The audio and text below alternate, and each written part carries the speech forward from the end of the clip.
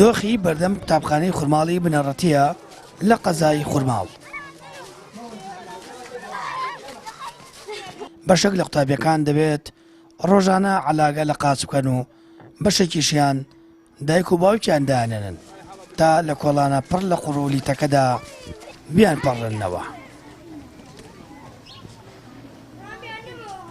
ئەگەر حکومەداریەکەی فەرم و مناڵەکەی خۆت وەرە بێنە ئێرە بزانە چ وەزعێکە ئەخولقێنیت ئەوجا کە دەستکاری ئەم ئیشە بکە. ڕاستی ئەم مەکتەبە 2 ڕۆژ پێشەوەی داوامی فەرمی بکرێتەوە هەڵسان بە هەڵکردنی ئەم جادەیە. ئەمە بۆ خۆی گرفتێکە ئەوایە هەم لایەنی ئیداری قوتابخانە هەم لایەنی حکومی ئاگداری ئەم وەزە بوویان 2 ڕۆژ پێشەوەی کە قوتابخانە بکرێتەوە ئەم کاریان کرد. ئایا بە 2 ڕۆژ تۆ ئەتوانی چارەسەرێمە بکەیت؟ بێگومان نەخێر ناکرێت. نەوەڵا بڵێن چی خۆیان نەزانن وەزاکە بۆ شێوەیەتر بڵێن چی نەوەڵا هیچ ناڵێن وڵا داواکاریمانەوەی بۆمان چاکەن بە خۆیانی ئاوا ناکرێت تا کۆتایی زستان ئێستا سەرەتایەتی گەڕاینەوە بۆ ساڵی نەوەتەکان ئەم قیریان بانی بۆ ئەم کۆڵانەکانیان بەم دەردێ بردووە کە بەڕاستی ئەبێت یا عەلاگە بکەیتە قاچت یا جزمە بکەیتە قاچت تاوەکم تۆچیتە سەر قیرەکە و جاتر پێڵاوەکانت بگۆڕی بۆ داوا لە شارەوانی و کۆمپانیا جێبەجێ کار دەکەین بەڕاستی بە زووترین کار بێن بە دەمی خەڵکەوە.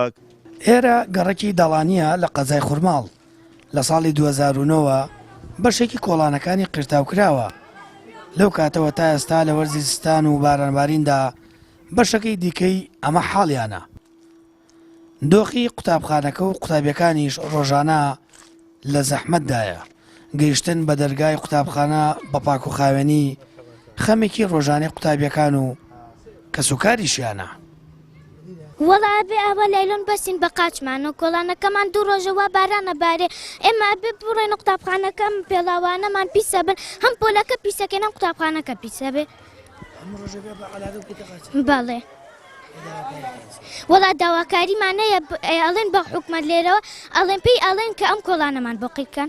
وەڵای کێشەکە چییە؟ کێشەکەم قوقولی تاوەیە کێشەکەرەوەی بەرە وەڵا چۆن زەحمەت نییە. وەڵای داواکاریمان چیە؟ داواکاریمان لە حکومەتە لە شارەوانیە شەو ڕێژێکی ئەم مەمتیقەیەکەن.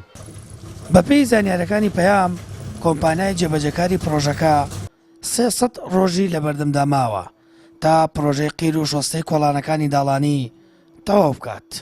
باتنی وەرزی بارانی ژە و ترسەی لای دانیشتوانی کۆڵانەکان دروست کردووە تا کۆتایی زستان ئەمە حاڵیان دەبێت و بەرپرسانی ژاوشەوی ڕابردوو تەنیا لە ڕێگەی بەڵێنی زارێکیەوە پێیان دەڵێن لەسەر خەت دەبن بۆ چارەسەرکردنی کێشەکە.